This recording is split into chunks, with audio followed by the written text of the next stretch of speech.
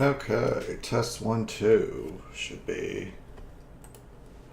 Oop, popped up there, but oh, what is that?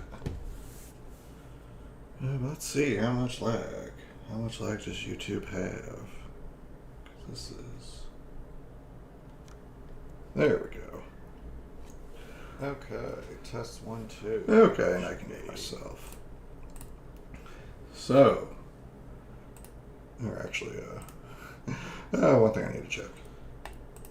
Okay, yeah. So, Billionaire Buster here with another stream. I've made some small improvements that I kept saying I would. So, as you can see, I got a little channel title, like floating under my webcam. So. Got that made together, styled it off of the old original Game Boy Pokemon games. So it's like where the text box and the font style is from.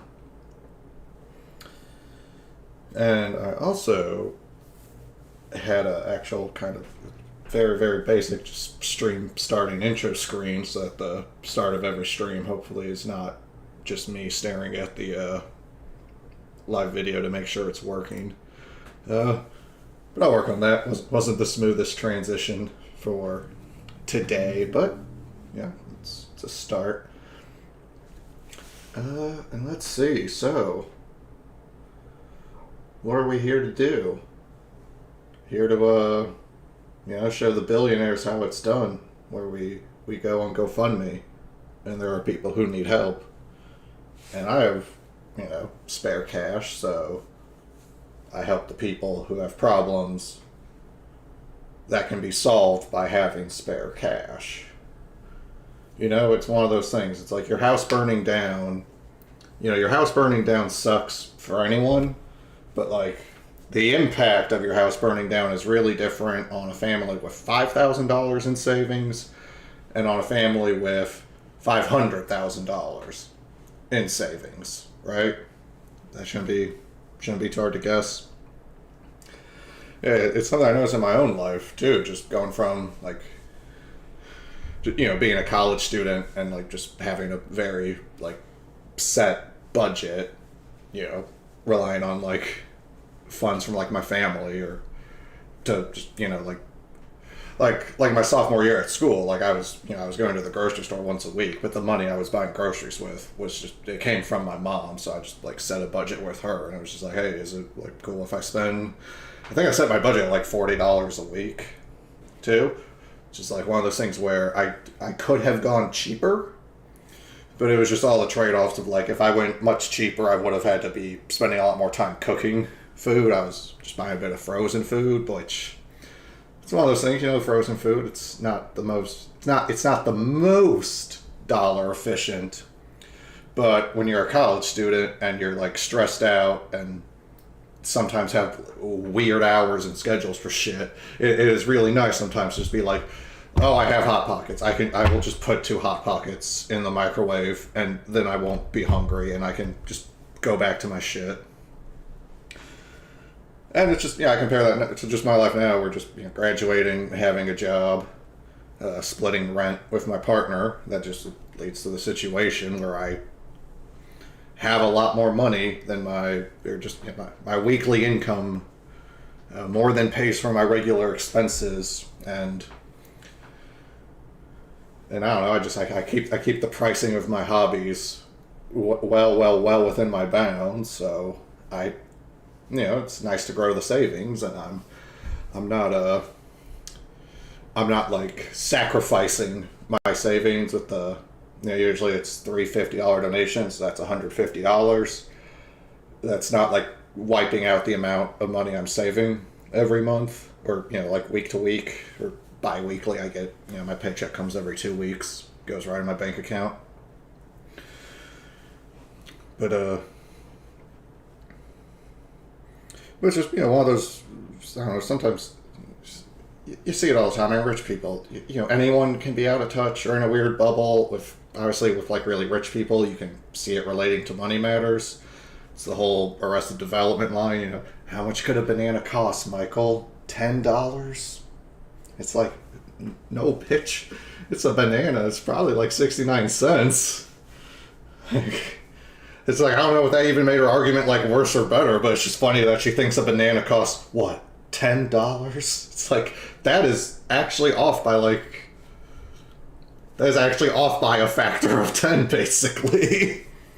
Shit, especially for when that show came out. That show came out like more than a decade ago. But, it definitely showed me in life that just like having the extra money, just a lot of stresses in life are a lot less stressful. Like it's come up before, but I started doing these streams after I moved to Chicago, where I previously lived in San Francisco. And, Chicago is a massive, major American city, but at least compared to San Francisco, it's not so bad on cost of living. Like, San Francisco is just one of the worst cities for cost of living in the country, I think. I don't know how much that's changed over the various years, but San Francisco's just kind of always had a reputation for being expensive, at least during my whole lifetime. But it's just an example that something where moving is stressful, and moving was stressful. I was very exhausted by the end of it. It took a lot of time, me and my partner both. But the fact was that at least because I have a good income flow for myself, it's more than my bare minimum needs. When I ran into issues I ran, basically just the quick version, just I ran into an issue where I wasn't going to be able to load to get the I used pods. So you rent the pod and you take all your stuff to the pod's facility, or you can have the pod's people bring the pod to your place, but I was in an apartment where just because of the way stuff was laid out, that wasn't going to work. So I had to get everything in a moving truck and then take the moving truck to the pod's place and then put everything out of the truck into the pods. And that ended up being couldn't do it in one trip, and then it was near closing time and they weren't open on the weekend. So I had to cancel my flight and book a hotel for 2 days. Because I had to stay in San Francisco for an extra couple days to then get the rest of my stuff packed. And as much as the whole situation was stressful and annoying, price-wise, it's it didn't fuck me up. Having to just suddenly spend $250, whatever it was, on a hotel room was I could just eat that. That's just the way I view it. I didn't have to budget for that. I didn't have to put that on a tally and be okay, I guess we can't get the salmon this week at the grocery store because the hotel cut into we have to take a little bit from the grocery budget. It's no, I just put that on. It was all right. It's money I don't have, but it's it was money that would just be going into my bank account for savings anyway. So it's it didn't really matter. It was just mostly annoying because the situation was stressful, but just the actual cost of it was I guess it's just that thing that it was, it was really nice on my end, just personally, that I could, and I knew this doing it, that my big priorities were just about how me and my partner were feeling because shit was stressful, and also just making sure that my, all my furniture and stuff that was being packed up was, just getting that all handled and having all the stuff locked down. Had to bought a bunch of straps and bungee cords and had things all tied down within the pod, and they give you little kind of hooks on the walls of the pods that you can run the straps through them to get everything kind of layered in, and it's not all just a big shifting box. I was focusing my effort on doing that stuff because I didn't have to worry about oh no, I have to stay in a hotel for 2 days unexpectedly. Now my finances are going to be fucked up for a bit, which is, a lot of people in America on average have those problems all the time because they don't make very much money and they can't save very much money because they're not making very much. And the stat changes, but there's just lots of stats about a massive percentage of Americans don't have $1,000 in savings. So, depending on how the question or whatever frames this, but it's a lot of times it's presented as like significant, like I've seen, 30, 40, 50% numbers of just the whole 330 million strong citizenry of the US like can't afford $1,000 expense. Like it's gonna, it's gonna go on the credit card, and then that's gonna be like credit card debt that they have to pay off because little Tommy broke his arm, at the at the playground one day, and like so had to go to the doctor, and like, oh, that ended up costing like $800, and like, well, we didn't have 800 fucking. And it's just like that's just every day, just shit like that, and that just fucks people over, and it can be so goddamn hard because just anything could happen, right? It's you could be clawing your way up, and you could be saving a lot, you could be saving consistently, you could be putting $200 a month into a savings account, and then after a year that means you've got $2,400 in that savings account, and then a drunk driver crashes into your car and wrecks your car, and now you need a new car, and it's like, well, that's gonna fuck up some of my savings to deal with all that then, like. And it's not you decided to go to the buffet 7 days in a row and now you're down $400. It's just life shit happens, and America, the current like economy, it just really forces people to like just live on like the fucking edge. A lot of people are just really they're walking on the blade of a knife, and the thing with walking along the razor's edge is that if you slip at all, you're falling on the razor, and it's like, oh, well, just don't slip. And it's like people are gonna slip sometimes, like shit happens, like it's like, okay, for the people who do slip, what about them? Like, oh, they're fucked, like. And that's our answer as Americans. Like, what do you do if your house burns down and you're really poor? Like, you're probably just gonna be fucked for a while. I don't know. See if there's a homeless shelter that can like help you. Like, maybe they can, maybe they can't. Maybe you'll just have to live in your car for like a couple of months. Go fuck yourself. You shouldn't have had your house burned down at no fault of your own. It's fucking psychotic way to organize a society. It's so mercenary, but it's like, I mean, if you're not a mercenary, you're gonna end up just bleeding out all your own money, and then you're not gonna have any money for yourself. And if you don't have money for yourself, you might not die, but have you seen how homeless people live? It's not great. No one there. Very few homeless people are like happy that they're homeless. Most homeless people, if they could get a genie wish, it'd be like, damn, enough money for like a house and a car so that I'm not fucking homeless. Like that'd probably be pretty high up there on the list. It's that scene from Always Sunny, like The Implications, where I saw someone made an edit of it where it was about needing to work under capitalism, because if you don't work and don't have income, then you're gonna end up homeless. And it's like, yeah, okay, I think it's a good thing that we don't like have roving death squads that just like round up and execute homeless people. Like, it's good that we don't just, shoot homeless people in the head as we see them. But like, the whole, oh, well, no one's forcing you to work. You could just be homeless and have to depend on the charity and begging of strangers, is like, that's not really a good... Kind of sounds like you... Right, it'd be like a plantation owner telling a slave that, like, well, no, you don't have to work here. Just if you leave, we'll fucking kill you. Like, so you could choose to leave, like, right? They can't make you work. They'll just kill you if you don't. And it's like, well, that's not, we understand that if you, like, point a gun at someone and say, give me your wallet, like, it's not like, well, you chose to give them your wallet. You could have just let them kill you. And it's like, well, that's not really it's not really how, philosophically, that's not really how we want to, like, evaluate the nature of choice. Because otherwise coercion, like, doesn't exist as a concept if you start doing things that way. So I just, I think it's one of those things that, don't work for a massive capitalist corporation. Just, be hungry and suffer and be ripe for abuse and beatings and theft. And it's like, oh, and if you have kids, I mean, I guess, they can suffer with you too, because they're not going to get any fucking real help. Like, it's fucking psychotic individualism.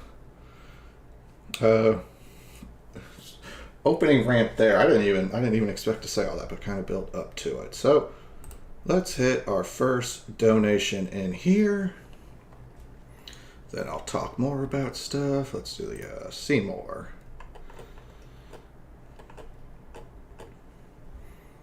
Okay, people who have already made their limit.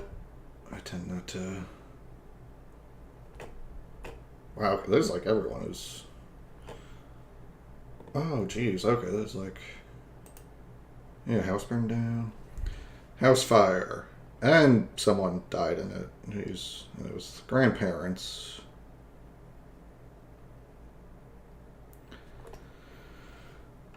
Yeah, alright. 15,000 for the house being wrecked. Yeah, that's definitely.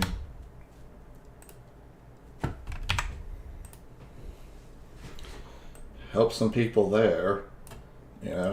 If anyone knows a good way to get in touch with Elon Musk, I guess let him know about this GoFundMe. I'm sure he would be if only he knew about it, I'm sure he would be the first to help help these people get their lives back. So just if someone knows a good way to like get in touch with them, we can get this problematic situation for these American citizens that we're supposed to care about our fellow citizens while with it being America. There's kind of not really much of a point of being a country if we don't give a shit about each other, like, really. Okay, I'm just pressing that donation and do the post on the Facebook to help share the thing. I really need to just make the Twitter. I mean, even if Twitter just burns down as a site, I should at least, I don't know, make the account there. But okay, that was $50 to those folks. I don't know why I said singular. And so I think kind of an idea for this stream. So you've seen the title. So I know before we had a Vosh video we were watching, got around halfway through. I do want to go back to that. I think I'm gonna the ending portion of the stream is going to be finishing this off because I started. It was fun to do. Might as well go all the way. But based on the title. I think, what did I titled the stream something, didn't I? Yes, Discourse on Men's Issues and More. Vosh video and me rambling about life was the more. So quick general life updates. Didn't stream last week for the holidays. Had my mom visited me because I live in Chicago and that's the more interesting city to go to. If she visits me rather than me visiting her. So she drove over and spent around a week with me, and my fiance went to their parents' place, and so they spent like a couple weeks with their parents and their relatives. They were on a pretty good time, a pretty fun time. I did have 2 days where the heater for my house stopped working. Eventually it got fixed. It wasn't too complicated to fix, but for 2 days I had no heating in my house, and in America that was like the couple of days where it was some kind of like cold snap or something. It was like 0 degrees outside, and then there was also wind blowing. So the only thing that made that bearable was I had in advance just bought a like electric space heater that you just plug into the wall. So my mom and I were just huddled up in my office with the room shut, wearing like thermals and sweaters, and with the space heater on. And that was at least keeping this one room at like 60 degrees. And then the rest of the house, as soon as you open the door, it was like 40 degrees inside the house. It's pretty uncomfortable. And I just got a little something on my screen. It's like me touching the screen doesn't show anything on the webcam because I'm below the screen. Yeah. And then I guess other life note kind of thing is next week I'm also going to be away on a trip, so I probably won't be doing a stream next week. I might try to do like a double up stream one of the days where I come back to like make up for it. But don't expect to stream next Sunday because I'm going to be off somewhere.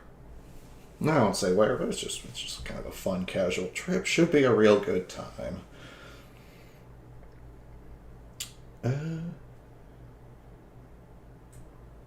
So yeah, then based on the title, so talking about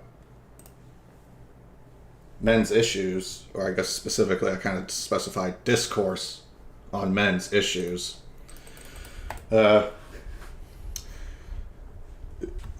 It started on Twitter. Twitter is what's going to be kind of our base for this. And I know Twitter's just it's a fucking small sampling of humanity there, but, there were examples and representations of a trend that I do believe exist off of Twitter. Twitter just happens to serve as the convenient example of, like, here's the demonstration of it, right here on this Twitter. This is a person doing the thing we're talking about. So, broadly speaking, I guess a little about me, my politics. I know it comes up plenty. I'm definitely on the left. I'm a lefty. I like socialism. I like communism. I be liking a lot of the anarchist stuff I read and watch. My general vibe is just to get society moving more in that direction. So I guess I'm more of a reform before revolution guy. I think some of that just boils down to, I guess it's a mix of just reform seems a lot easier. Like it seems kind of like I'm not sure how you really like plan for revolution. And I feel like you also just kind of like to do a revolution, you really want as many people on your side as possible. Like, so you want to be, the time before a revolution, because I mean, so like, I don't know, it's not like 1970 in the Tsarist Russia. Like, what the fuck does a revolution look like in America in the next 2 years, 5 years, 10 years? Like, I genuinely don't know. It's, I'd rather we just, get there, if we get to good stuff without a revolution. I mean, that sounds preferable, right? What if we did just legislate our way to communism? I mean, that'd be pretty cool. We could try it. Maybe we could try it before we shit on it.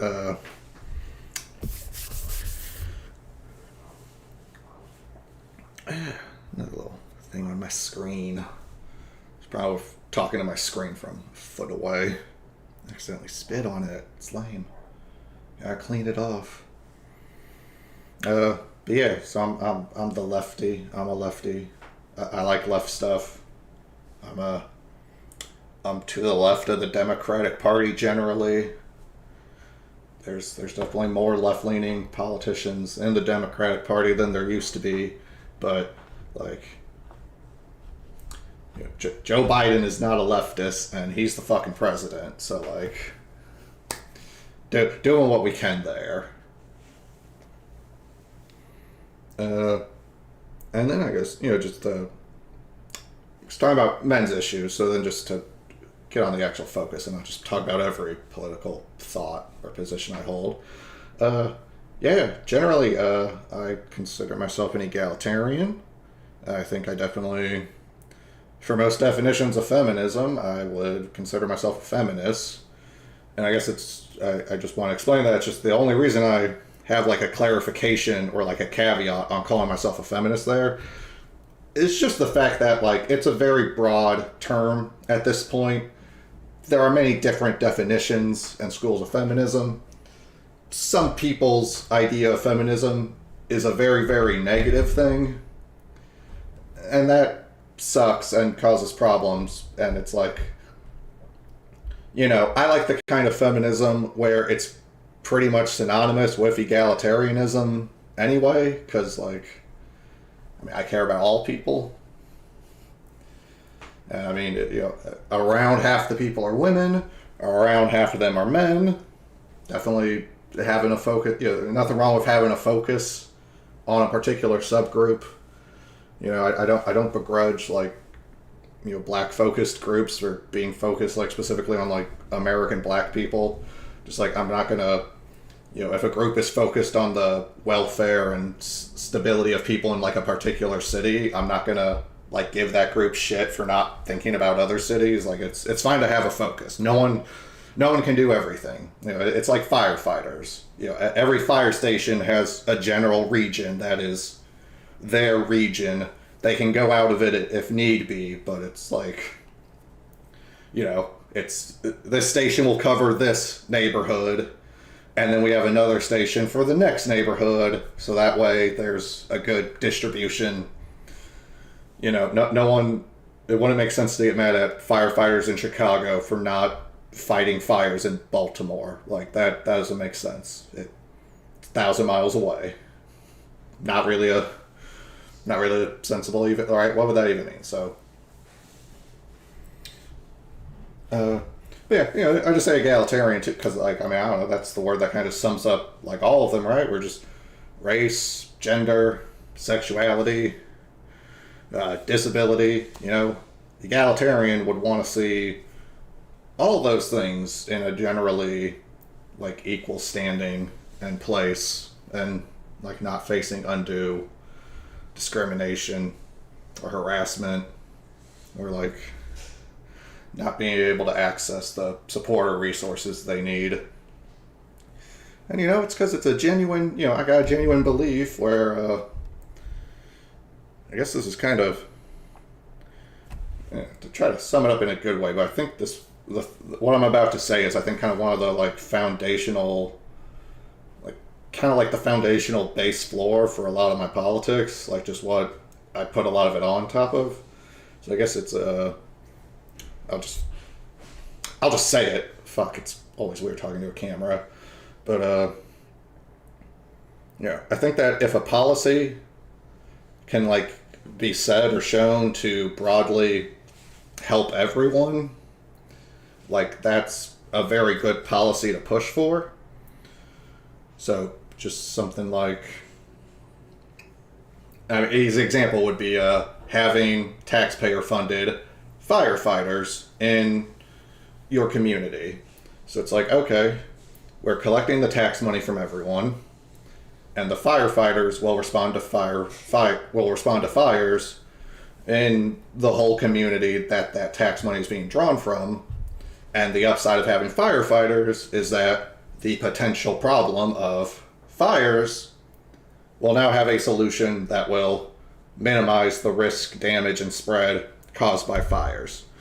So, you could have arguments and debates on over exactly how many firefighters should there be, what exactly should the tax be like, how should they go about fighting the fires. There's lots of like farther down details, but at a broad level, I think it just seems kind of sensible. They're like, okay, hey, we all chip in a little bit, taxes, and then we all get the benefit of, hey, there are firefighters. If my house gets on fire, I can call the firefighters. If my neighbor's house catches on fire, I can call the firefighters, and it makes it a lot less likely my house catches on fire. If one of my co-workers' houses catches on fire, they can call the firefighters. And then I'm not going to be doing, I'm not going to have to like cover for someone at work because their house burned down, and so they can't come to work for a bit. Now they got shit to deal with, and oh geez, so now I got to cover for them because their house burned down. It's like, oh, if only we had like firefighters who could help prevent houses from burning down, so that, right? Just imagine a doctor, and then imagine the doctor's house burns down. So now the doctor, like, for some time, like, can't attend to his patients because he has to deal with his house having burnt down. There's lots of benefits that just we all benefit. It's like, even if your house, I don't know exactly what the phrase would be, but just, it's like, I've never had my house burned down. I've never had to call firefighters. Never in my life have I had to call the fire department to put out a fire going after something that like I owned or a place I was living. But like I'm still very happy that like I can pay taxes to go towards a firefighting service that generally does a pretty good job of fighting fires, because that just I can see how that just kind of benefits all of us. That's something we all, it's a safety net for all of us. It's like, it's like having guardrails on a walkway. Like maybe I can walk down the walkway without slipping and without needing the guardrails, but like I can't deny that like, hey, if someone ever does slip, having these guardrails here would help keep them from falling, and that's an outcome we would desire. So why not raise our standards a little bit and like have guardrails? And there's lots of like, it's interesting, just like one area to look at. So is I know like with disability related stuff, there's one example I know just off the top of my head, but there's examples of like changes in accommodations made for disabled people also end up helping like lots of people who aren't disabled, and it's like you create new opportunities out of that. Where the one example, I think these are kind of just everywhere nowadays, but it would just be like sidewalk, curb, ramp, where right, yeah, it's just, hey, here's a good picture demonstration. Having just some kind of like curb, or, just having like a ramp cut into the curb. So it's, it's raised over here and it's raised over here to get the sidewalk a little bit above the street level. But then going down to the crossing, it's a ramp and it slopes down smoothly. And as we can obviously see, for a person in a wheelchair, that's very handy. But there's other benefits, like, yep, I thought someone was on a bike here. Never mind. But if someone's riding a bike, if you're riding a bike, having a curb, having a ramp in the curb is really nice if you're riding a bike.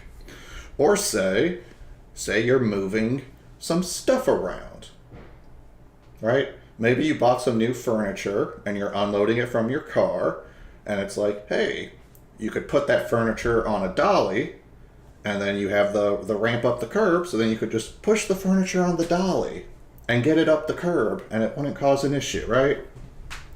Or if you're ever in a city and you see like delivery people where they got the more like kind of vertical dolly and it's stacked up with boxes, and they're like, they're bringing a stack of boxes to like an office building or an apartment building. They make use of these ramps because the dolly has wheels, so they can just wheel it up, and it just makes it easier for them to like get packages into and out of the building. Imagine like an EMS medical team taking someone on a stretcher.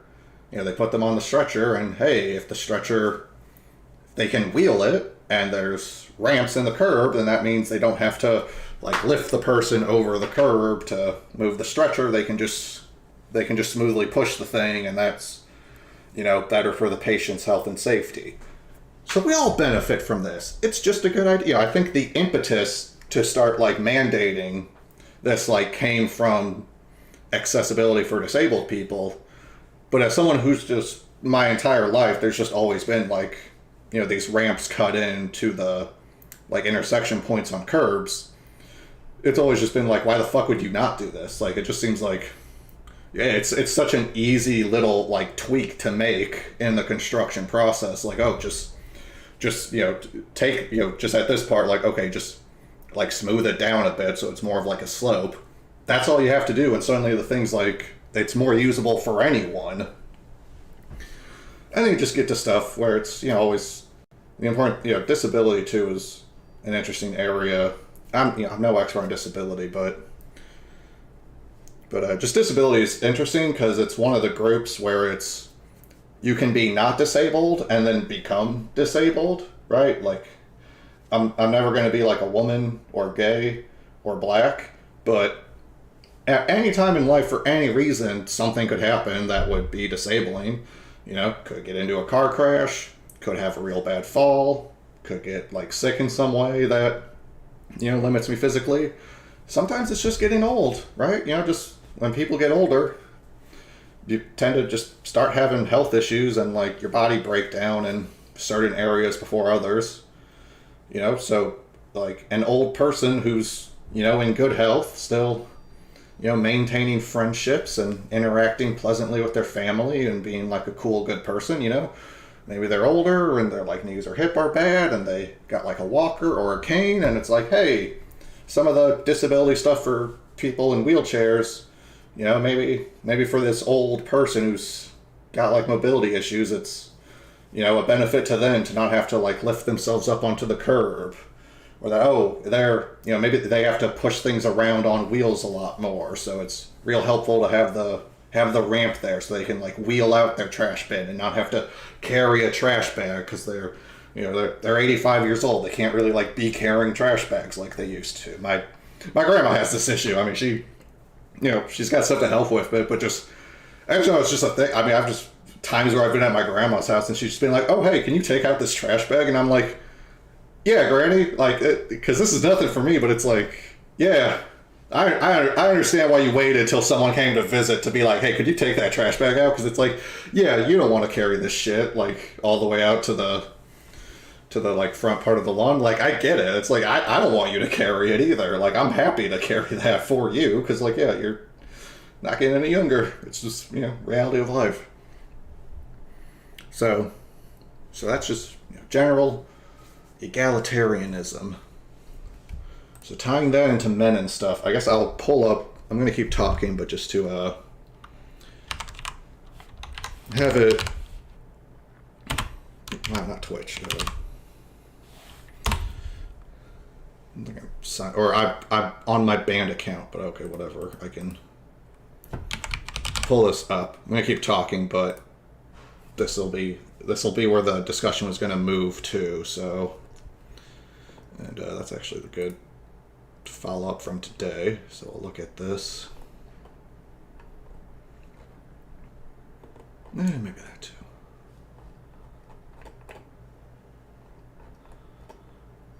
Okay.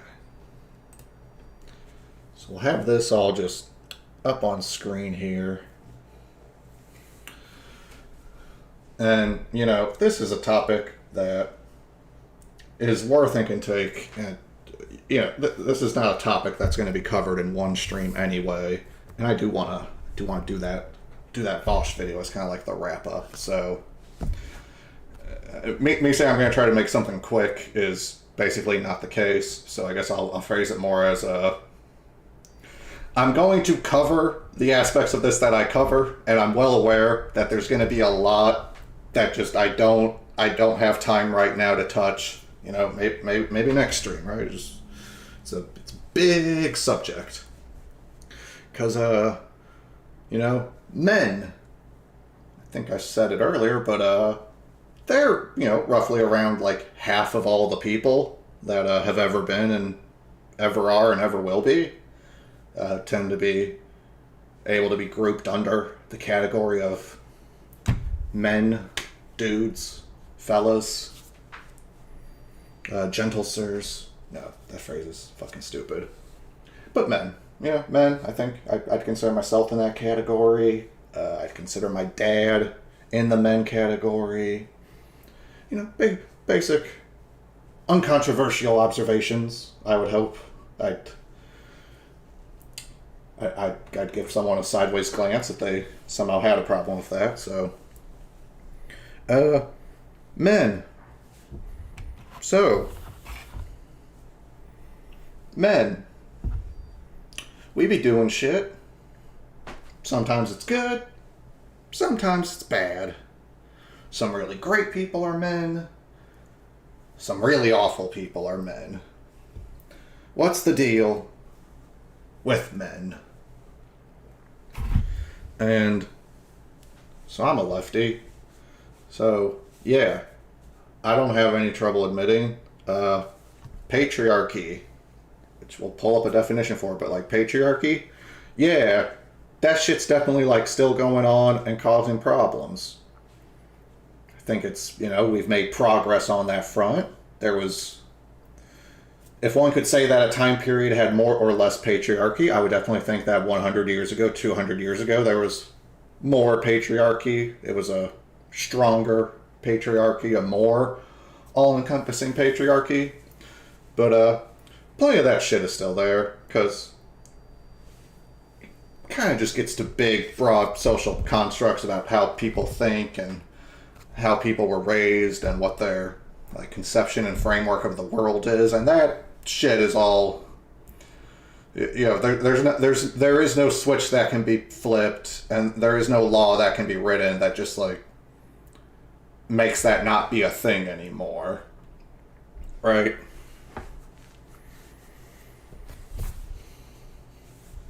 Yeah, I'd hope we can all get that. Let's see what just Google gives, just because, you know, patriarchy. Hang on, whoops. What's my Oxford definition? A system of society or government in which the father or eldest male is head of the family and descent is traced through the male line. A system of society or government in which men hold the power and women are largely excluded from it. A society or community organized on patriarchal lines. So I'm a guy. And if anyone who's listening to this is not themselves a left-winger, I want to like reach out to you and just say that, like, hey, I just read that like quick top of Google definition of patriarchy, and I am not currently offended or feeling hurt or targeted or singled out by that definition. That's just, it's a definition, and it's definitely been a thing, you know?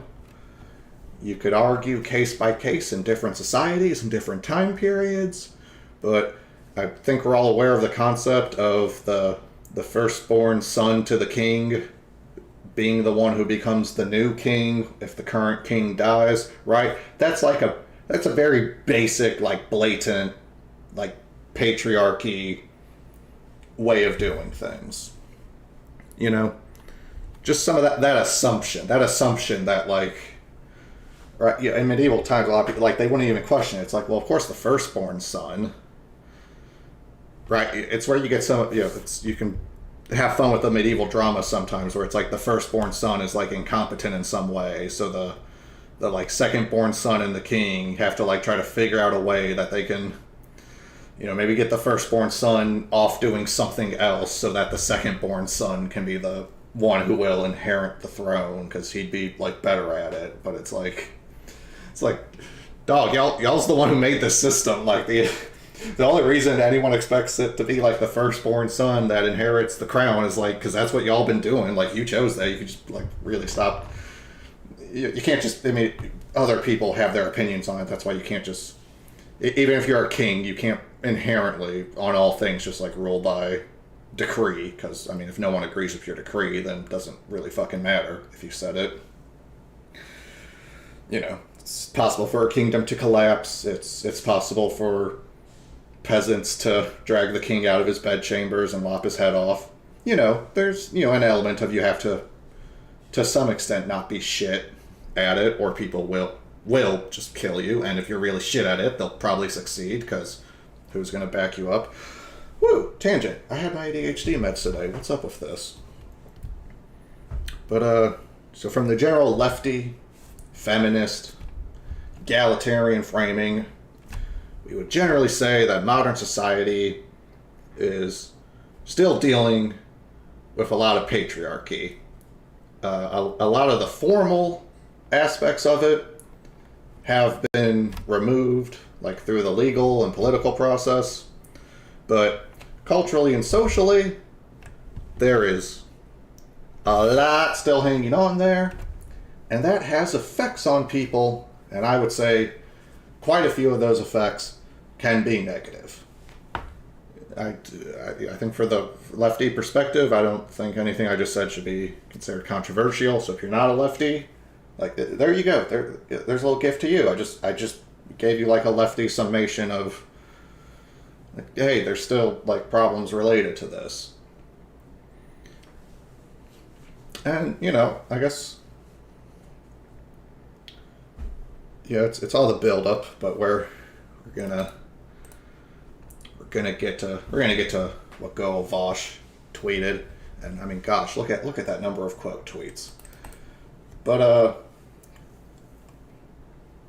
yeah, so there's a problem. So the patriarchy, we've got a lot of social and cultural expectations about men, and then conversely about women, and those expectations have in quite a few instances been shown to cause problems. I'm sure we all have personal experience with examples, right? Just the whole. I'm just trying to think if I even want to like pick a specific example, because I mean it's like what's patriarchy and then what's just like weird sexism and then what's just like marketing, but then the marketing has to work on the people who currently exist to view that marketing. So if people have like kind of sexist or gender biased notions, then marketing is incentivized to like tap into that when they can. But I guess just for whatever's easiest, if you look further back in time, you can probably just personally to yourself find some examples that seem like really fucking blatant. Like there was a period of time where medical universities didn't accept women. You weren't even allowed to take the test. You weren't even allowed to apply. They just wouldn't let women go to school to be doctors.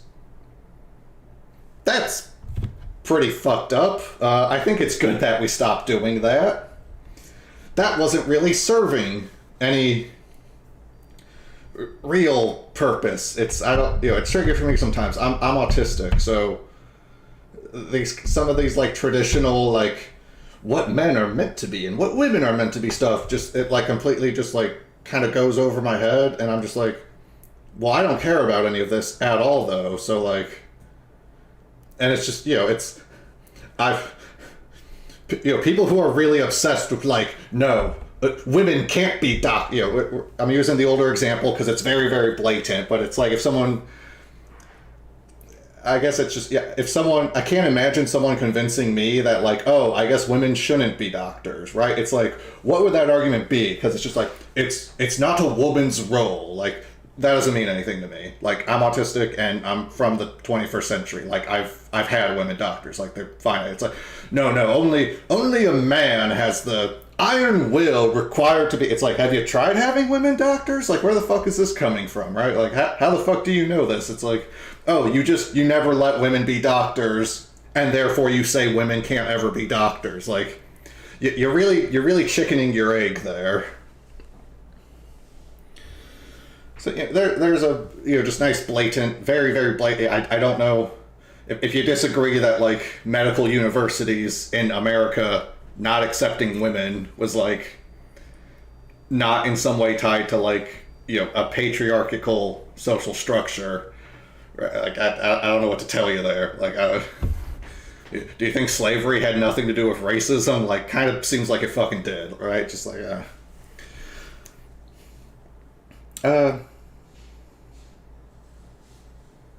so with that, we see that there was a general dynamic, and it still plays out and has effects and issues today. Shit's changing and shifting, but like none of that stuff is a switch. It's like we had the. It's like we had the Civil Rights Act. Like in America, we had the Civil Rights Act passed, and that like outlawed racial discrimination in hiring practices. But like, people were still discriminating on race in their hiring practices. It was illegal now. The law made it illegal, and it meant that the government could start investigating and like charging and prosecuting people and companies for doing it. But it's just right. You got to think that just like a year after the Civil Rights Act was passed, there were probably, imagine it's like a year after and a black guy tells you that like, oh, no, I can't apply to work at that store. Like, they don't hire black people. And then you just go like, but that's illegal for them not to. And it's like, well, okay, yeah, it is. Like, and yet their store still, like, exists. Like, fuck.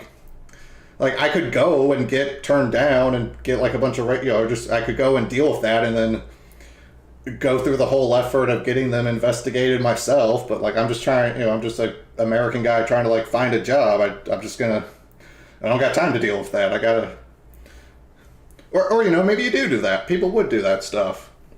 And there were lots of examples where there would be racial discrimination in like housing, in like the selling of houses, redlining, what kind of like houses or neighborhoods like realtors would show to people based on their race, and like what kind of prices they would give to people based on their race. Really like blatantly fucked stuff that was happening like well after the Civil Rights Act passed. So like it was illegal, but like 10, 20 years later, it was like still an active problem. And people in groups did make efforts to combat that. Because I know it's, just groups that were like dedicated, it was the kind of thing. It wasn't something you could just like, it's not like just throwing like a piece of trash out your car window. That's a dickish thing to do, so I don't know why that's my example. But it's like, it's not just like shooting a layup on a hoop to like get a like forgetting the word. Fuck. Say what's the term for the house seller people? Real estate. A real estate company, all right? If a real estate company was doing racial discrimination, like it takes some amount of like actual effort and like time and some level of like organizing and planning and coordinating on the part of just regular American citizens to like get that exposed. If you're really trying to like concentrate, like, hey, we want to like get this sussed out. And so there would be groups. Right? They'd usually be kind of like politically oriented groups where they were, groups that were trying to combat racial discrimination. And the groups, because they had that kind of goal, they would usually have a variety of different races, different races of people among their membership. And if I'm recalling it right, I'm not the expert on this, but they would basically just kind of do these like sting operations on the real estate like companies or agents that they thought were bigoted, where they would just literally do stuff like have a white couple interact with the agency, settle on a house, process, go through some of the process of like, okay, yeah, this is the house, and okay, you're going to get the paperwork, and in a week we'll come and sign it. But then somewhere towards the end, they would then have, a black member of their group be the one that actually shows up to sign the papers. And the realty agencies would be like, fuck. Because it's like, you're caught. Because you either deny it to them because they're black, which is against the law now, or you, for whatever reason it was that you yourself, whether it was because of their own personally held racist beliefs, or if it's because they were just trying to cater to a market that was really racist. That's the problem you get where it's important to like actually have some of this shit be illegal, is because it takes the choice or the burden of like choosing to not be a bigot off of. I'll explain that more later, but so these groups would do these actions, and it would get people caught, and it just it directly getting caught and directly getting like legal punishment and investigation thrown at those groups. That does something to stem the issue. And then it's just the whole, like, setting examples that the more that happens, then the more it's like, for the people who haven't been caught yet, it's like, well, shit, do we want to keep doing this? Like, because how do we know we're not going to just get caught? Like, we don't, right? Because if you're a real, if you're a real estate, like, agency, and you're trying to do racial discrimination, it's like, what tactic is there really to prevent like a dedicated political group from pulling a sting operation on you and catching you on that? Like, they're just they're just getting evidence that you're doing the thing that you're doing. So as long as like you are doing the racial discrimination, there's ultimately not really a way to like hide that, right? Like how are you going to stop how are you going to stop the white couple you've been selling the house to? How are you going to stop them from having a black couple show up to sign the actual papers, right? Like, what are, you're caught. So there's not a good, if there's targeted efforts to seek that out, there's not a, when you're actually doing the crime, it's the whole, like, because what are they going to do? Not sell houses to white couples? Like, well, that doesn't fucking work either. Like, they're fucked. They're breaking the law, and it puts them in a bind, and their avenues for trying to get around that are, limited. It is possible to make it, like, very, very hard to break a law, or to just make the likelihood of being caught substantial, right? It is, it's easier for some things than others. Like, alcohol prohibition had that issue where just one of the issues is that you can make alcohol in a dark basement. You don't need sunlight to make alcohol. You don't need complicated machinery to make alcohol. You don't even need electricity to make alcohol. People can make an alcohol still in their cellar and just make alcohol. And, like, how the fuck do you prevent that? Are you going to try to get the laws changed that you can just investigate everyone's homes at random? Like, all right? It's like it creates an issue of just saying, like, okay, we made it the law that there's no alcohol, and none of the, like, legal recognized stores are selling alcohol, but what do you do exactly to, what are the actual steps that the government would have had to take to just stop some guy from just making alcohol for his own personal consumption in a private still in his basement? Like, it creates a whole bunch of new problems to try to go after that. So that's just one of the things with the law. It's one of those things, about the enforcement of the law, where it's like, right, this is all this stuff with, like, the housing discrimination is happening after it was made illegal. Decades after it was made illegal, it was still happening, and people were doing investigations to catch people on it, and just, like, I don't think it's as much of an issue nowadays. I certainly don't, like, hear about it still being an issue.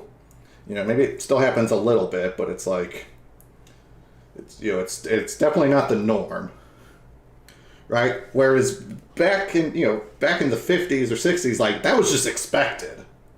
Like, you'd be wasting your time if you tried to, like, go against that shit in, like, the 50s when it wasn't illegal. It's like, you're just wasting your own fucking time if you try to, like, do a sting. It's like, because what's the sting gonna show? They're racist? Like, well, everyone's fucking racist. They like the racism. Proving that they're racist doesn't do anything if the people don't have an issue with the real estate being racist.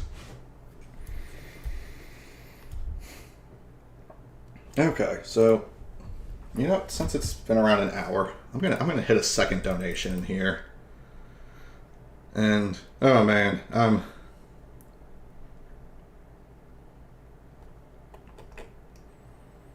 what's this about?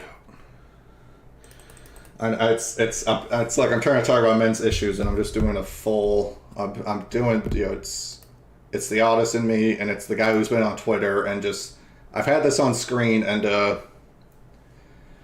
if you're struggling to imagine ways in which this could all be very, very, very, very, very misinterpreted, we will at some point take a quick look at the quote tweets, because I like to have examples. Because Vosh mentions it there, and it's like, if you think he's being reductive, oh no, I saw the quote tweets. I saw the people saying, oh, so this guy thinks women should have to coddle incels, and it's just like, he's not, though. He's not saying that, but we'll get to that evidence soon. Let's take a look at...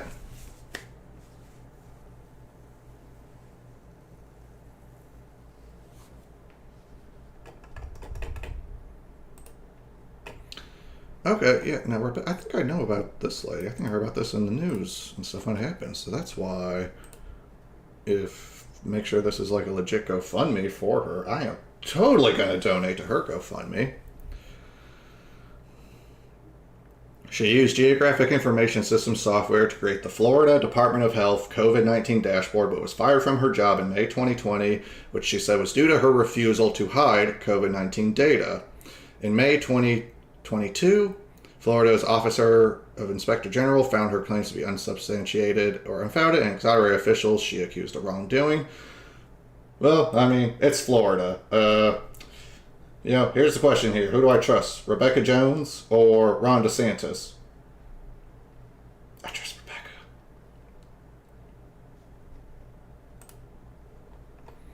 Man, this whole...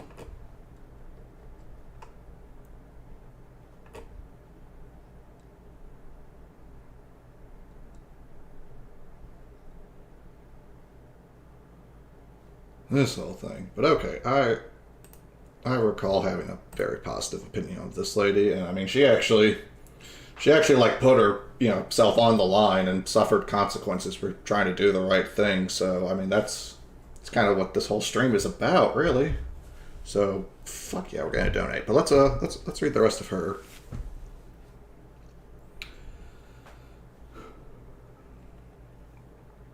The state statute applied for the sole charge against me was struck down in June 2021 with the Van Buren versus United States Supreme Court decision.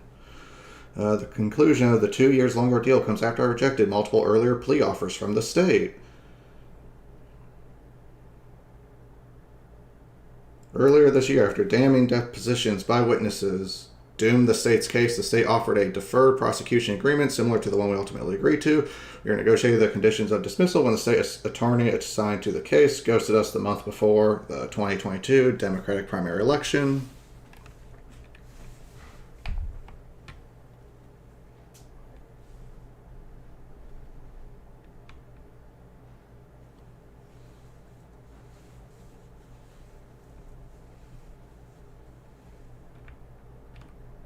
My exact words, I told them to go fuck themselves. Good on ya.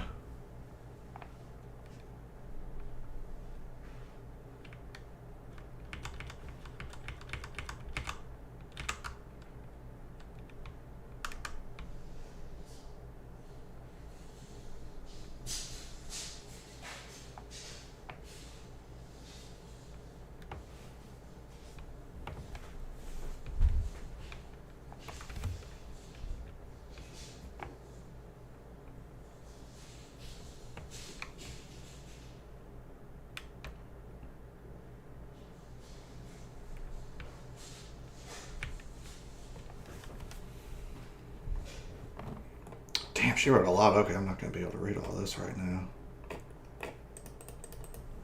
But, yeah, shit. I missed the stream. I'll give you a big one. I'll give GoFundMe $2 whole because it's a double-sized donation.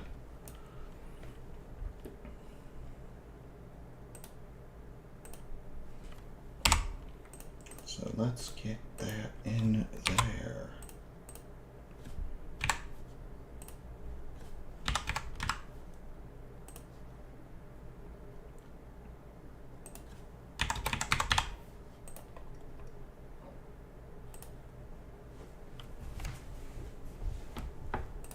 Give it a Facebook push.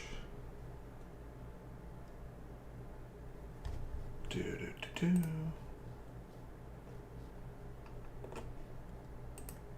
And there we go. Right on top there. So, with a donation out of the way, doing all sorts of talking about my political views and some of my understanding of modern American political history. So I'll make this real quick because I just need to cut to the chase. So the general understanding of patriarchy is that it's a system that's generally made by men for men. Sometimes the more specific way that actually implements is that it's more that all the positions the majority of the positions of power and influence and authority are held by men. You can end up with a situation of it's like if you add the class layer to it, it kind of adds a thing where it's a poor man will have more access or more rights than a poor woman. But I think it is. I mean, because I'm a lefty and I like the socialism and I like Mr. Marx, so it's important to include the class element within it too. That oftentimes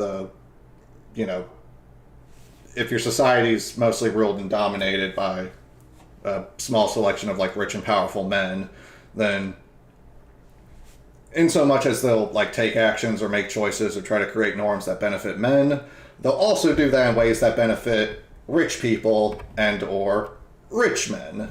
So you do, that's where like maintaining the class element is important to just generally understanding society, because if a bunch of like rich male capitalists like lobby Congress to get their taxes cut, that's more about helping rich people than about helping men. That doesn't really do shit for like a poor guy who works at Walmart if like corporate tax rates get cut down. But again, there was all just, the really explicit legal stuff, and then you get all sorts of things with like discriminatory hiring practices and just general I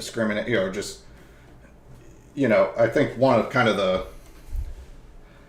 not to be reductive, but I think just one of the like kind of ongoing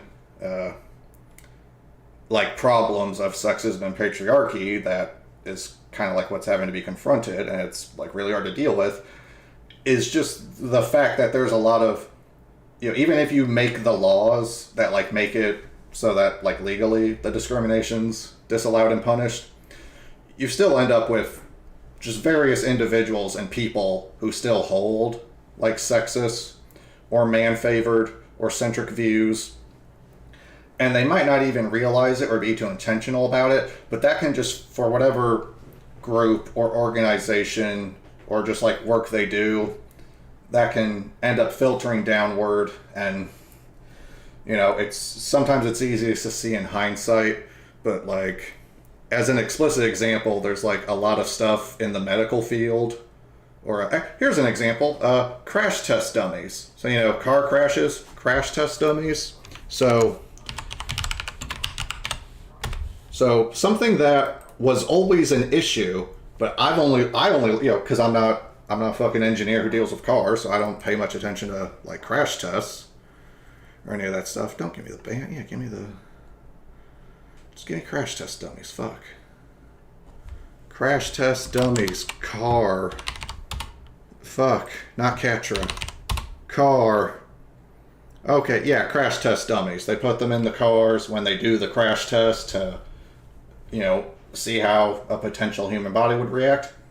So, something that I learned about semi-recently is that the standard for crash test dummies were all based on a male body, and all the testing that was done only required the use of those male-bodied crash dummies, and this has just been the case for decades and decades in America.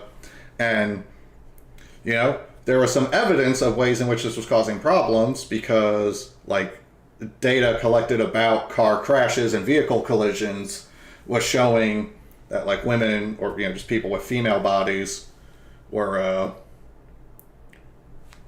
facing worse injuries, or were more likely to be injured in ways that didn't were an exception to the crash test. It was like men's rates of injuries seemed to line up with the crash test data, but then women's rates of injuries were worse. So I think that prompted people to look at and say, okay, hey, what might be going on in our testing where we're not accounting for some difference between men and women is causing them to like experience different levels of severity of injuries and crashes, and this isn't being caught by our testing. And turns out, perhaps me learning about this all in hindsight after the fact seems extremely obvious, but all the crash test dummies were based on and were modeled after a male frame, a male body type. Just some of the subtle differences about like shoulder width and like the hips and the like waist, and just how that's constructed, or what the general like weight is, or what the like weight distribution on the body is. There are some small average differences between men and women on those, and all the crash test dummies were like male bodied, so they literally weren't testing how the crashes would impact a woman. Like, it just, because the crash test dummy was not like an average of a male, and that'd be a problem in its own right, because you wouldn't quite be covering either extreme. But like the fact that all the crash test dummies being used for testing by all these, billion-dollar international selling, decades and centuries old car manufacturers were all using male dummies, it turns out that like, oh no shit, all the results, all the safety and injury results they're getting are all only applicable to men. And turns out, yes, that up until this has, I think, recently been corrected and is getting accounted for now in like car designs going forward. Women just had a less safe, just factually, the experience of a woman in a car crash was like less safe than a man. Because once they started making and using female framed dummies and like female, distributed dummies, they figured out that there were some differences in how in how they move, or just in how they get jerked around potentially in the car or in a crash, and that the way the airbags and safety features were set up were all purely set up for male bodies, so it wasn't accounting for female bodies, and so all the like safety features just weren't having like the full effect they should have. I know another area where a very similar thing, and this is a current thing, and I hate the police, fuck the cops, but this example mostly comes from just them. It has to do with bulletproof vests. Cops are the main people wearing bulletproof vests regularly. This applies to anyone, but there's a similar issue with bulletproof vests, which is just that historically, the default is that bulletproof vests are designed for male bodies, and an obvious significant factor in that is that bulletproof vests are not designed for anyone with boobs. And the bigger your boobs are, the bigger the problem is. And the way this worked itself up as an issue is that police departments were having the issue of buying bulletproof vests, and those bulletproof vests just not fitting like the female cops very well, or like not being able to cover the range of like the female cops' bodies well. Either for the smaller women, it'd be the issue that, because like I own like one bulletproof vest, and usually when you buy one, it depends what you buy, but I'll just say, if you've never bought one, usually with bulletproof vests, there's just like a normal and a large size, because it's they only sell so many of them, but it's like, they have straps, they have like straps and buckles so you can adjust it. It's like with a backpack, right? You get a backpack and they're all kind of unisized because you just use the straps to adjust it. So bulletproof vests are the same way, where they'll just be like a standard and a large. Because if you're like a real large, big guy, then the standard like physically isn't gonna cover you. But if you're like a smaller person, then the standard is maybe just like, oh, kind of extra covered, who cares? But it was just an issue for police departments that, like, women, and especially if the women had, like, larger chests, that, like, imagine being, like, a lady with, like, D cups, and the vest is just, like, out to here, and then, like, hanging, and just, it would fit really weirdly. You'd be exposed on the side, because, like, it wouldn't be covering, like, I'm trying to get my whoopee, but just, like, the amount that, like, the lady's boobs would be pressing the bulletproof vest outward, like, that side, that amount that was being pressed forward, like, wouldn't be covered from the side then. So it was like they were having worse body coverage. Or, again, just issues with, like, just the general fit, just, like, not fitting well, so it's less comfortable, more cumbersome, more tiring and exhausting to wear, offering a worse degree of protection. It's not covering the body as well. And that's a whole issue, and I think, from what I understand, I think the, like, companies that make the bulletproof vest started, like, doing more, like, research and design work into making, like, female set vests.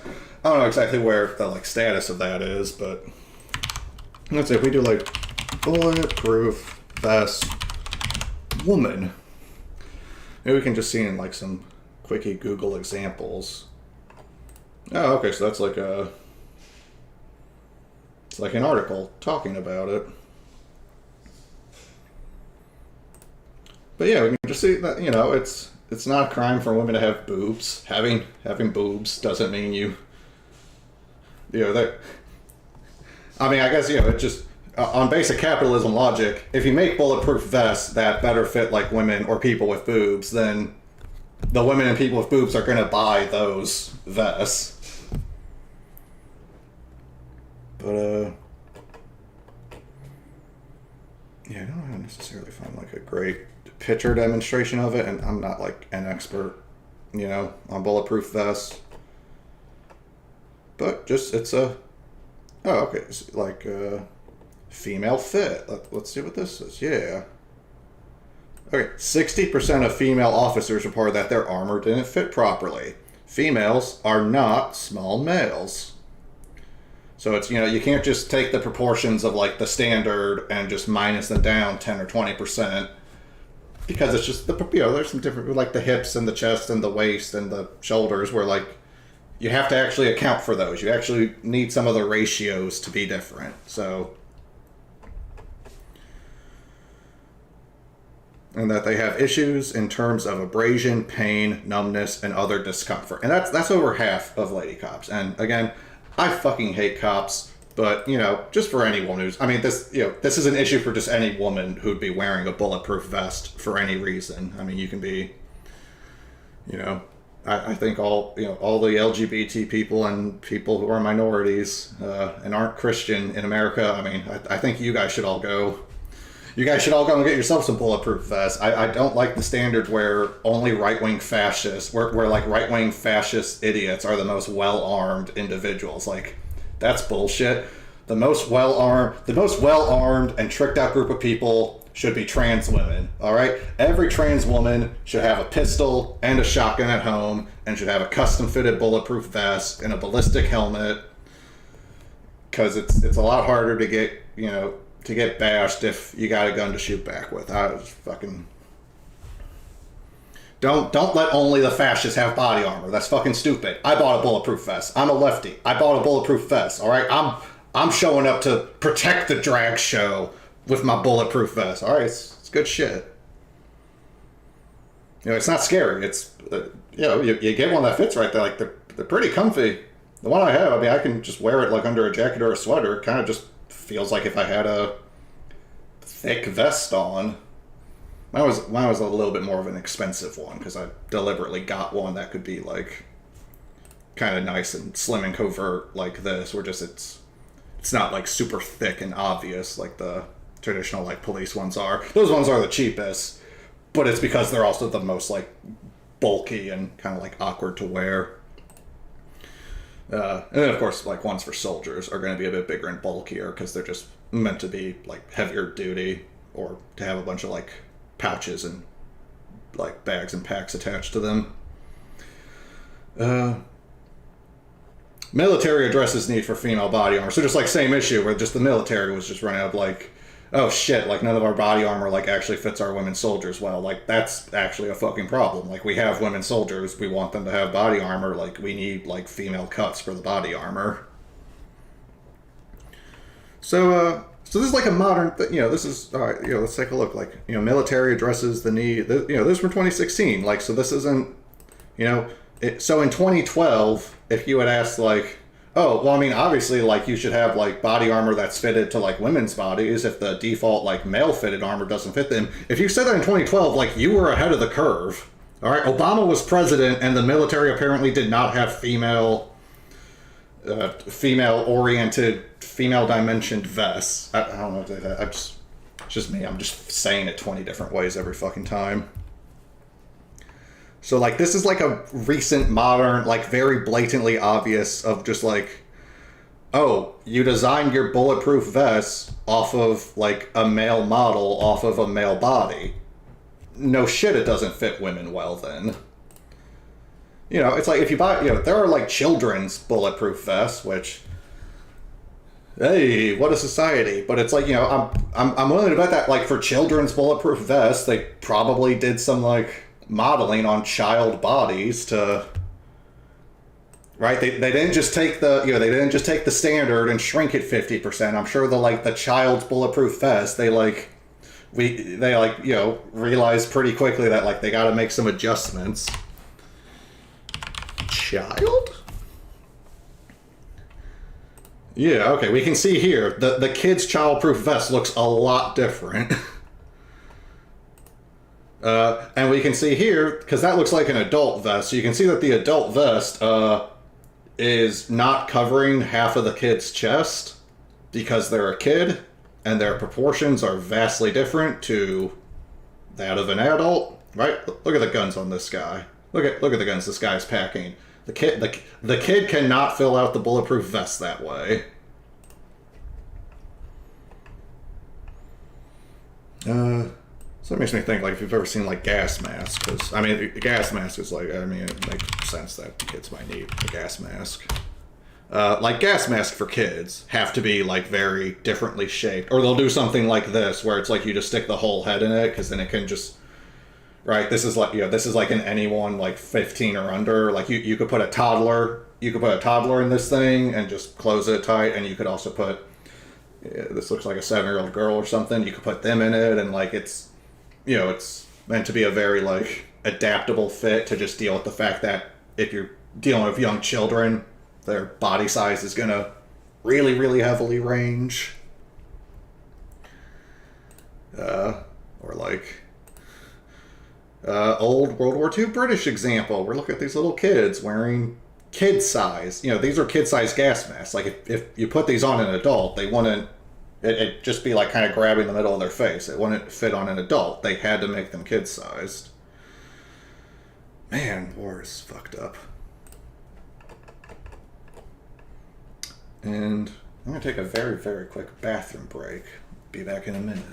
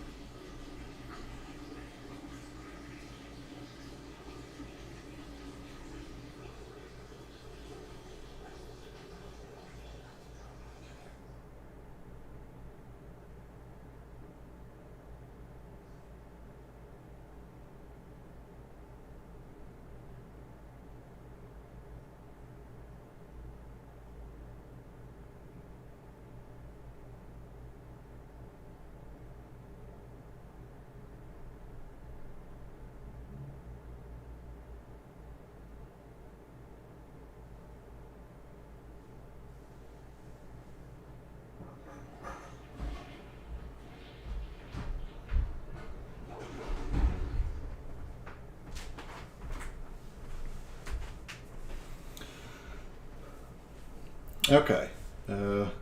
Ooh, gas mask for a doggy. Now the doggy can breathe. Yay. Oh, yeah, there's...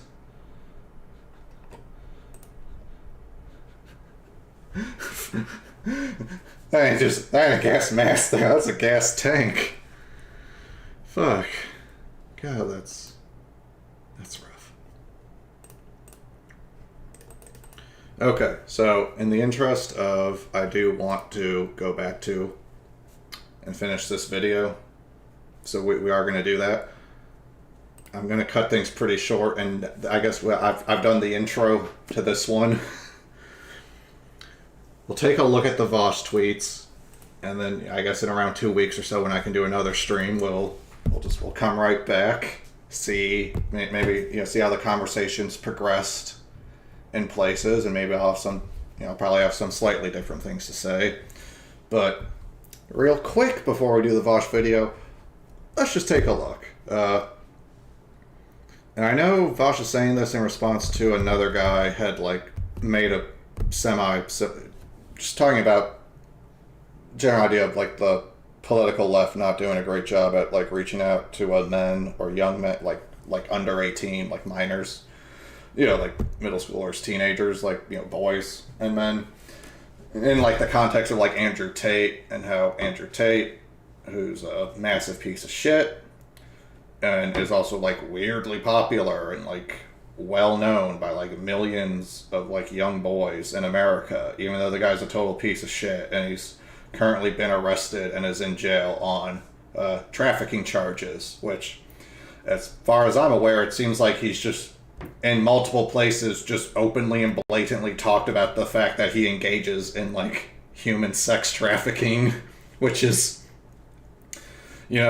it's real bad for the sex trafficking trial if they can just pull up your own videos of you talking about how you move women around and have them do sex work for you for money, and you're like, it's not looking good for Mr. Tate. But it's like, okay, hey, leftists, we want there to be more leftism. We want more people to be feeling leftists, and to, currently I live in a democracy. If enough people want leftism, we're gonna get leftism. That's kind of my general plan I'm going for. I want more people to be leftists, because if enough people are leftists, then it doesn't really matter what the people who aren't leftists want. They're real badly outnumbered. And my other thing is that the leftist shit is going to be good for everyone. So, if it's 80-20 and you got to force the leftist policy on those 20% of people, well, if the leftist policy is good and, properly well put together, it should help and benefit everyone in society, in general. So I think then it's that 20%, whatever that last group hanging on is, that bitches that wants, they still oppose the change, whatever. Once you actually make the change, if it was a good change, they're going to quickly change their minds. That's just how I think generally human psychology works, because it's the thing where it's you don't really see people, you don't really see a lot of effort to campaign against fire departments, because I'm sure at first, I'm sure we could have fun. It's fun sometimes to read up on what old political or moral panics are. I know there's a great example where, because there were I've seen examples of the newspaper comics people were writing at the time, the one panel political satire comics, where there was an epidemic of women riding bicycles. And at the time, this is over 100 years ago, but at the time this was very disruptive and concerning to a great many Americans, that women were riding bicycles. I am not joking. As much as right-wingers freak out about how the left is going to trans your kids, 100 years ago, right-wingers, same exact fucking people, because it's always the fucking right-wingers, were freaking out about how women are riding bikes and they're going places, and it's going to destroy their reproductive organs, and they won't be able to have children anymore, and then all of humanity will die out because these liberal women were foolishly, recklessly riding bicycles, which is supposed to be I can't make it not sound retarded, because it's it's 10 levels of wrong. It's a fucking 3-foot wedding cake, and just every inch of it is just, oh, shit, gravel, piss, cum, dirt, worms, rotting fish. Wow, the whole thing's just fucking horrible. There's nothing good.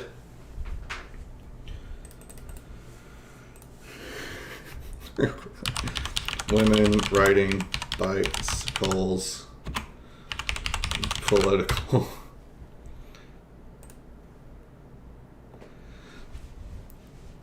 Yeah, okay, so there's various articles talking about this. I know I just saw, some article about it. Do we have any examples of the old? Because I don't want to read an actual article. I just want the old, just the example of, if I can find some of the old, yes! Shit like this. Let's see, if I can get this. Oh, that's kind of low res. Ooh, let's see. Can we get it good? Oh, you gotta be able to read it. But it's all of these are shitting on how all the problems that will be caused by women riding bikes.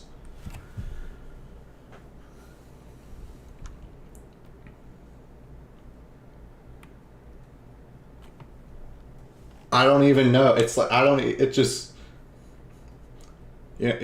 it's when people start saying that, being a boomer isn't an age range, it's about a mindset. It's I think this is pretty peak boomer mindset, just women on bicycles. I mean, the bicycles were one thing, but now there are dames and broads destroying their ovaries with these. It's liberal madness trying to steal the reproduction of our women. You don't see them selling bicycles to black women. That's how they're gonna. It's like, just what the fuck is wrong with people that they end up consistently throughout history being insanely conspiratorial, like scaredy cats. Anyway, fuck, that's a whole tangent. Okay, anyway, look at the Vosh thread here. So I'll say definitely first tweet is inflammatory. I mean, hey, if it doesn't apply to you, why would you be offended by it? I'm a man, all right? I've learned that when they say fuck men, that's not supposed to actually be about all men, and I shouldn't take that personally. I've managed to figure that out. Maybe if you're not some of these leftist ladies who I'm going to find in the quote tweets in a minute, real quick, maybe you shouldn't get your panties in a twist. So, okay, speaking from Vosh here. Getting the feeling some leftists are actually okay with the increasing popularity of incel/neo-chauvinist ideas because it confirms their pre-existing biases against men. That is a hot... I mean, that's definitely... that's... You could make that a lot less inflammatory. But whatever. It's, I'm not offended. I'm not one of those leftists. I'm one of the good ones. That isn't a fucking bigot. But in a woke way, or whatever I don't know, it's just... Hating men does not make you a feminist. Like, fucking hell, should be obvious, but... I do not know what else to make of the 5 million times I've seen, we should do a better job of reaching out to men so they don't fall down the incel pipe, followed by, wow, so you want to coddle incels, rapists? You think rape is women's fault? Well, boo-hoo. So... for fun, because we're just going to start here. Let's look at the quote tweets. We're not going to go through all 242. Don't worry. But let's see. Is Vosh exaggerating or mischaracterizing? Now, I already know the answer because I was looking through this shit the other day myself. But just, let's see. Because, this seems like a very reasonable sentence that it would be hard. I struggle to imagine a way in which I would be bothered by this sentence. And yet apparently he says that he has been met with... I don't even know what you would call this level of overreaction or misinterpretation, aside from humans on the internet be doing that a lot for some reason. But so let's see, just using these two, because this one came after this one. Let's see. Can we find? The question will be, can we find anyone who's having a kind of weird overreaction like this? And like, how many do we find? Is it like 1 out of 50, or is it going to be like 1 out of 3? So let's take a look. Okay. This person, not related. This person, halfway there. Kind of more of an unrelated dig. This person agrees with Fosh. Misandry isn't real. Hope that helps.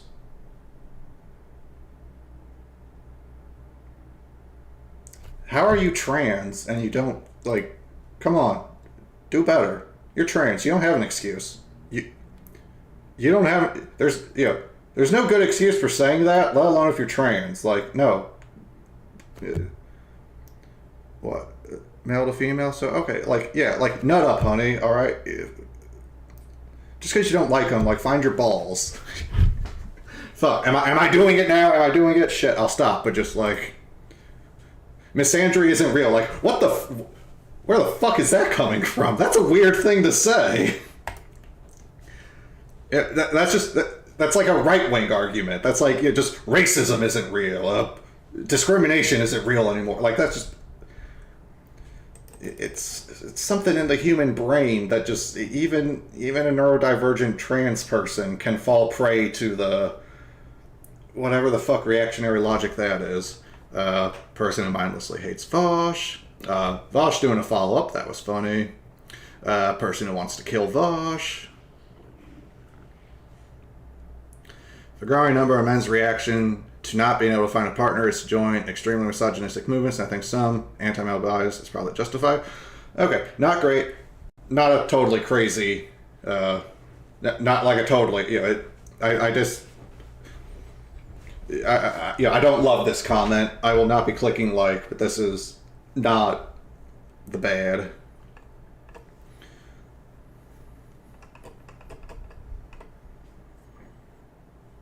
Why do leftist men love blaming women for men's violent misogyny? So here's the exact. I'll open this one. So this didn't take long. That was like what, around like 10 or 12 there. Cause just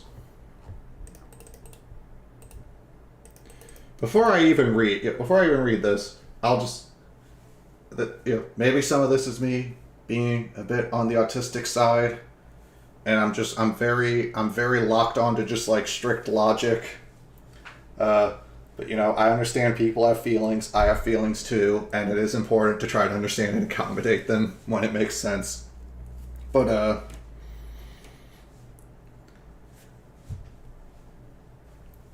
this first thing they're saying at the top, you know, my streams have all just been me. I'll say, if I've never been clear about it, I am down and interested in talking to other people, having like the live discussion, the back and forth. You know, we can do some DMs beforehand to like set it up. I guess message me on YouTube for right now, just because that's the only place I have an account, really. Or yeah, I'm more likely to see a YouTube message than a fucking Facebook one. But I would be interested, you know, I'm sure this person specific would have no interest in it, but just, if anyone out there is like vibing with this comment, or like feels like this comment is appropriate, or just that they can see where this comment is coming from, and not just like a pure devil's advocate sense. I want to like talk to someone who's like, well, no, that is a reasonable thing to say. Because for me, I have next to no fucking idea where the fuck this is coming from. This is out of left field. Like, as far as I'm concerned, they might as well be saying that, like, Vosh hates Chinese people and wants to nuke Beijing. Like, it's that just out of the wild blue yonder. I don't know what the fuck is, you know. If you're a little older, this one wouldn't be so much for the Zoomers, but for the millennials. If you remember Glenn Beck and his chalkboard, when Glenn Beck was on Fox News, he was like your weepy, cries a lot conspiracy guy before like Tucker. He was kind of just all right. Like, you look at Glenn Beck here, right? And okay, Soros, Tides, healthcare for America now. Tides leads to Apollo. Tides leads to Acorn. Acorn is tied, right? Like, what the fuck? This is batshit. This is retarded. Because if you actually look into any of these, it's like, oh, okay, this is like fucking batshit, fucking stupid. But it's like, Soros, Acorn, healthcare, Apollo, right? Like, what the fuck? Right? Like, I have the same reaction to that where I'm like, how the fuck did you get from Soros to Obama to, like, where the, right? Like, just where are, okay, that might be one someone made or something, right? But it's just, how do you, okay, oh god, that's people making their own. Damn it, Google. There was that episode where Jon Stewart made fun of it all. I remember liking that episode a lot and finding it really goddamn funny. Because I think Stewart just, if I'm remembering that episode right, Stewart just did what Glenn Beck does. It was good.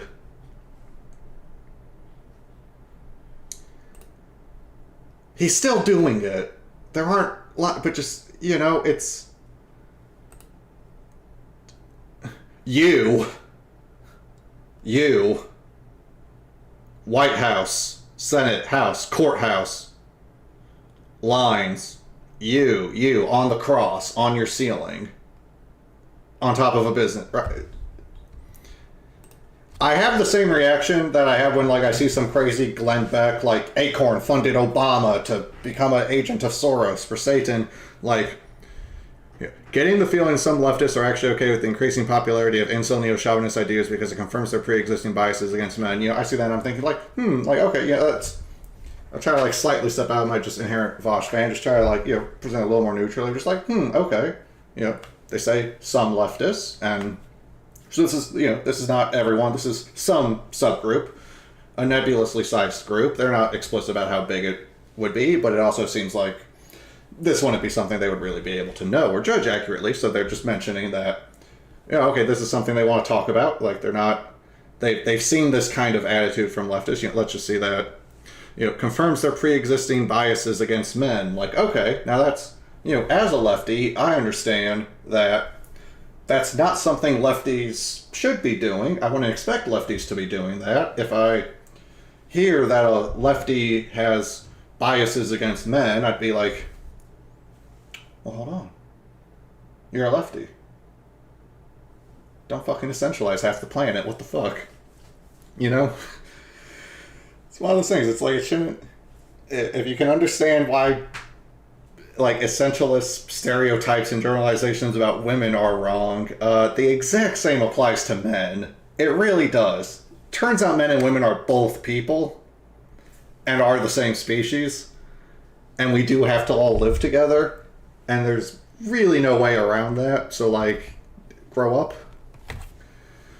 But it's just like, okay, some people who are supposed to be left maybe having some weird biases against men that you wouldn't expect to see from left-leaning people. And I guess this Vuash fellow is trying to start a bit of a conversation, because he's apparently he claims he's been, like, seeing this a bit more lately, and so it's on his mind. Okay, so what does Suits Sprites think? Why do leftist men love blaming women for men's violent misogyny? I don't know where the fuck that came from. I'm blindsided. He didn't... Did he say women? I didn't find him saying women. Violent misogyny, like, what? Blaming women. Who? Who blamed women? It doesn't even say women. There's a lot of things I could say about this. Because I so often notice projection and how it applies from right-wingers. Also, just in general online. I've said this before, and it's proving helpful for me that I think the projection angle is... It's generally a worthwhile angle to consider. So, I'd say, so this person, let's just see. So, we don't have any indication of their gender. I don't know if they're woman, man, NB, whatever, LGBT, who the fuck knows. They're just a person. But yeah, for me to be logical and autistically understand this, I have to, how? I don't see how we get from this to this. So then the interesting question is, how? What could possibly be going on that causes a person to generate this response to this post? Where did that... Because this is real.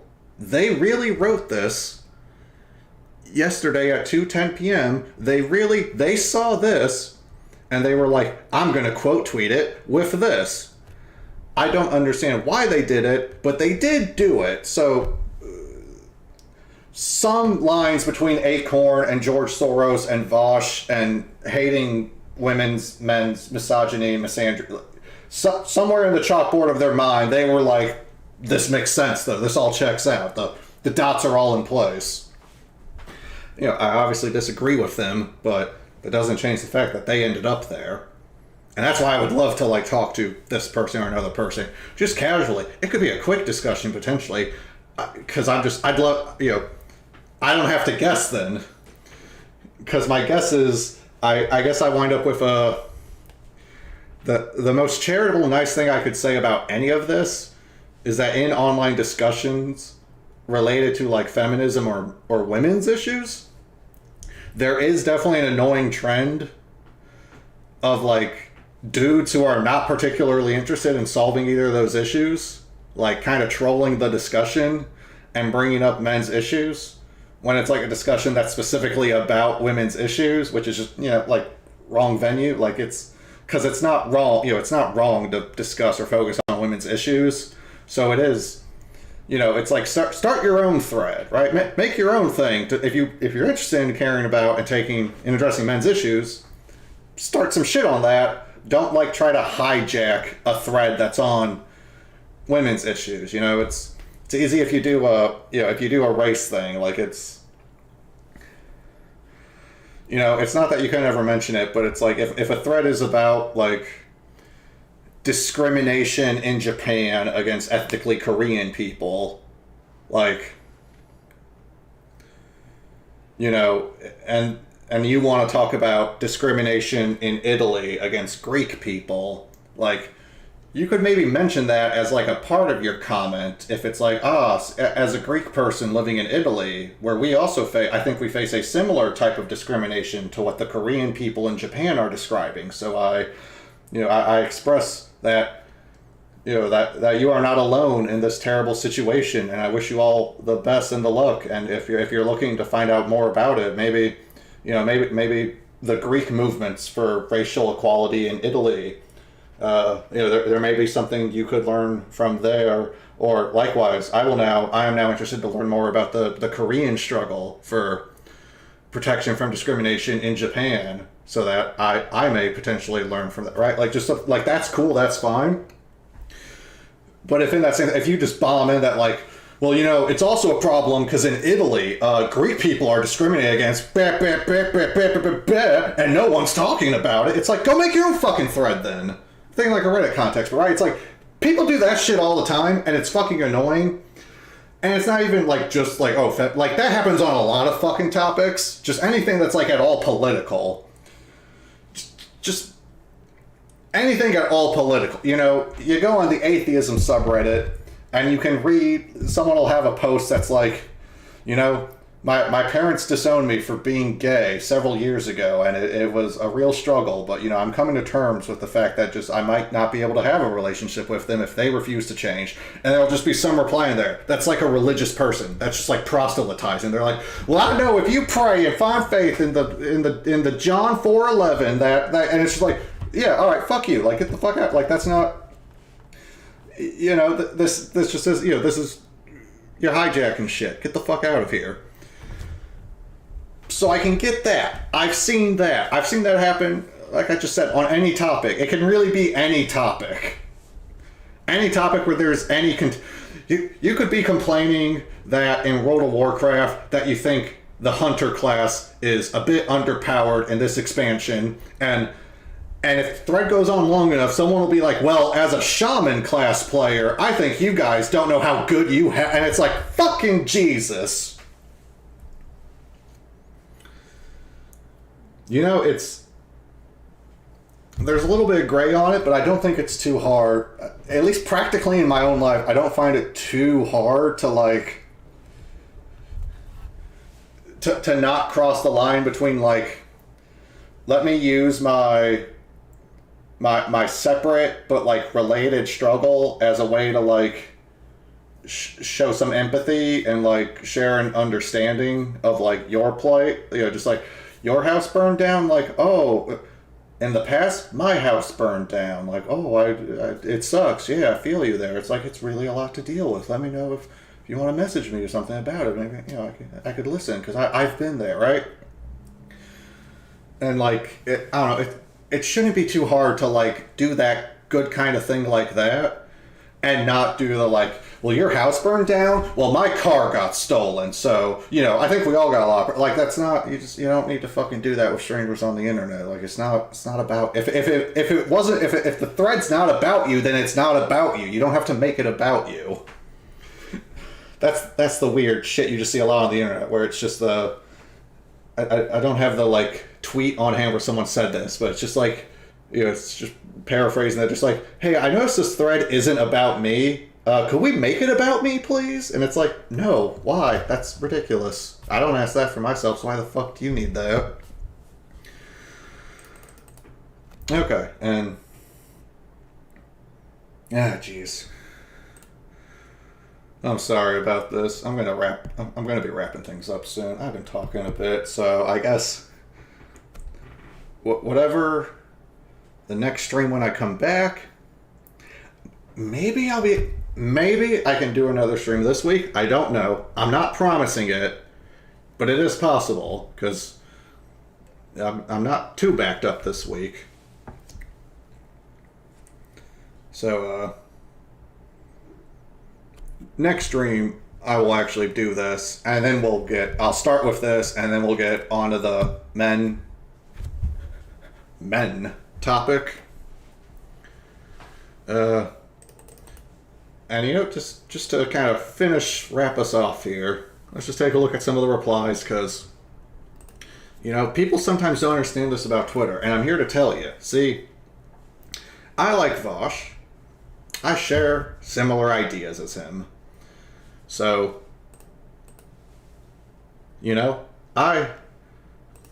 if you're saying this to Vosh, you are indirectly saying it to me. Like, it's not like you're not saying it to me, because I'm definitely more on Vosh's side of this. So, it's not out of nowhere that I would have an opinion on this, but it's also just the nature of Twitter. Is, as you see, when you tweet, you can you can just retweet it, which just puts it on your feed. So people who follow you will also then see it there, and it'll usually be some followed by blah blah blah, so that way on their feed they can distinguish who it's coming by. Sometimes on my feed, I'll see some crazy right-wing account, and I'll be like, why is this on my feed? But then it's someone who does political shit that I follow is following the crazy right-wing account, so they can keep track of them. So then sometimes Twitter's just hey, do you want to know what Marjorie Taylor Greene is up to? And I'm like, not really, but Vosh Vosh might follow her or something, because she's the same politician. That's retweet. Quote tweet kind of does the same thing, but maybe later. But you get to add your own shit to it, so it makes it a new tweet that links to that tweet. But the other fun thing about quote tweets, as we just saw, is that you can just open that as its own thing. You can just go to the quote tweets. So I will sometimes do that. I did this. I was doing this on this one. I enjoyed it. I went at the quote tweets, and I started going through quote tweets and arguing with people a bit, and I don't feel bad about it. It was very fun, and I think I was making good points on my personal account. But that's where we also get that, I'm sure there are some people in here that are going to disagree with what this person is saying, because they looked at the Vosh tweet, they looked at the quote tweets, and then, me, they had the, okay, I care about this issue, and, this person is doing this part. They're just literally... you. Let's just take a real quick look at what comments we have here. Update, if you are a man and do not give a single shit what you think about this tweet, go to therapy or something. Fake and gay, that's boring. Yes. Wanting leftists to care more about these sorts of issues is actually blaming women for misogyny. Thank you for enlightening me. So, okay, see, this is I'm happy this person commented, because now I feel a little less alone, because I had that exact same reaction. So it's yeah, okay, it's not, I'm not just wildly misinterpreting this. Okay, at least 1 in 10 other people were also hey, the fuck? Are you a man? Answer fast. So again, it's I don't know. The most sympathetic thing I could say to this person probably is that if they have a bunch of trauma in their life that was caused by men being shitty or awful to them in some way, then I can understand then why that would lead to them having shitty views about men. But also then realistically, as a lefty and an egalitarian, it's just, that's an explanation, but it's not an excuse. Because You know, if anyone's struggling with what I just said right there, think about it in terms of race. You can find white people who don't like black people, and if you ask them why, they'll tell you stories about black people beating the shit out of them, and mugging them, and robbing them at past times in their life, or when they were younger. So it's like, it's not an excuse to be racist, but it's, you know, I guess it's at least, in terms of understanding people, I think it's what makes the man issue tricky, is just the fact that half of people are men, and we got a lot of patriarchy, sexism, men-focused problems in society. You know, we saw it with the crash test dummies and the bulletproof vests, like literally just not even considering women until recently, with shit that's been around for decades. Like, you know, and you just got to think, like, okay, I mean, these bulletproof vest companies, like, did they not have any female employees? Like, did they not, right? Like, how did it not occur to them that they should do that? It's, you know, it demonstrates a bias, because where the fuck else would it come from, right? Like, you didn't think to make bulletproof vests that are fitted to women when you're a bulletproof vest company? Like, okay, you know, it's like either either men and women were telling you this was a problem and you ignored them, which is like really kind of malicious seeming. Like, wow, that's like the inverse of an excuse. That's just malicious. That's like, oh, you were an asshole. Like, that's one way to explain things. Like, oh, I'm just an awful person. That's why I was shitty. Like, okay, guess that explains it. I guess if you're a shitty person, right, that's usually not what it should be. And that's where people, you know, especially like more left-leaning people, will look for like some sort of like systemic or like bias issue of like, well, okay, were there just like not really any women at the company, so it's just a bunch of dudes, and they just weren't thinking about, they just, because they were dudes and the vests were all fitting them, they weren't like noticing. And then that's where it's like, it would be because I don't know. I don't know. I don't know if if in 1983 some designer guy at a bulletproof vest company was like, hey boss, I'm thinking our vest probably wouldn't fit on ladies too well, right? Because we kind of just designed them for men, I'm thinking. Like, I just noticed that because I have eyes. I don't know if that happened. Evidently that guy didn't get his way if he did exist, because in 2016, the U.S. military is like, we need to, like, we're, like, doing work to get bulletproof vests that actually fucking fit our female soldiers, because the current vests fucking don't, and we would prefer that our soldiers, like, not die because their armor doesn't fit right. That's bad. You know, that's where it's... And there's a lot of examples about this. Real quick one just from the gamer side, but it was the stuff where it was like,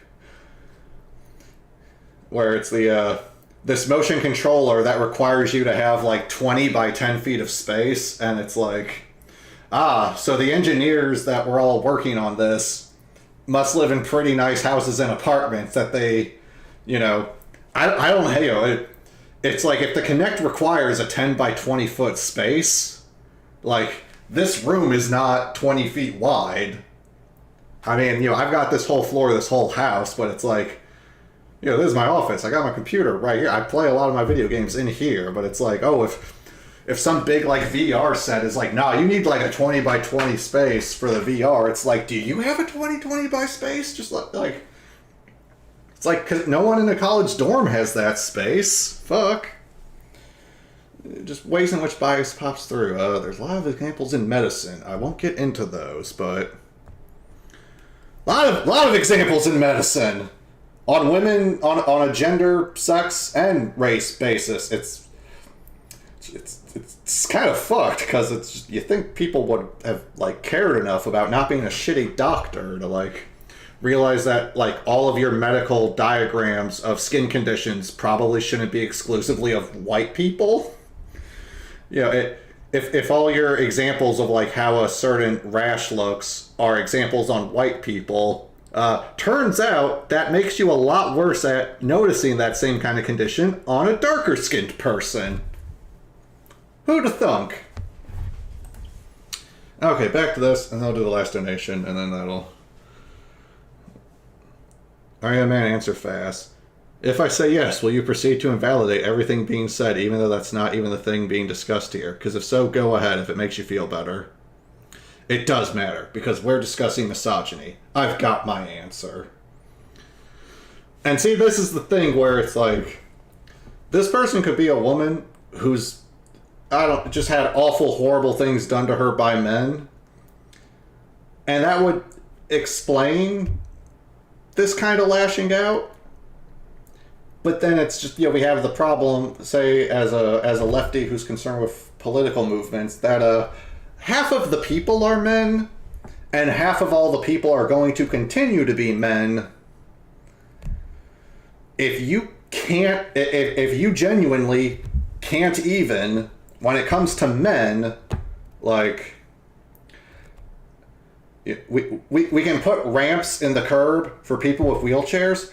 I don't know how to accommodate someone who just, like, is gonna piss their pants if there's a man near. Like, I don't know what even if they were raped by 50 men all in a row, and so they're just very traumatized about men.